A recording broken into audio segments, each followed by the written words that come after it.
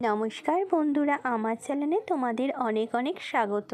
গরমকাল তো প্রায় পড়তেই চললো, তাই জন্য মা আজকে তিতো ডাল করেছিল, যার জন্য লাগবে মুগ ডাল। কাঁচা মুগ ডালটাকে প্রেশার কুকারে স্বাদ অনুসারে লবণ দিয়ে একটা সিটি দিয়ে নিয়েছে, তারপর নামিয়ে হলুদ দিয়েছে। এরপর কড়াইতে সর্ষের তেল দিয়ে উচ্ছেগুলোকে গোল গোল করে কেটে সেগুলোকে ভেজে নিয়েছে হালকা করে। সেই উচ্ছে ভাজার তেলের মধ্যেই রাঁধুনি ও তেজপাতা ফোড়ন দিয়েছে। তেজপাতা ও রাঁধুনির একটা সুন্দর স্মেল বেরোনোর পর আগের থেকে সেদ্ধ করে রাখা ডালটা দিয়ে দিয়েছে, দিয়ে নাড়াচাড়া করে নিয়েছে।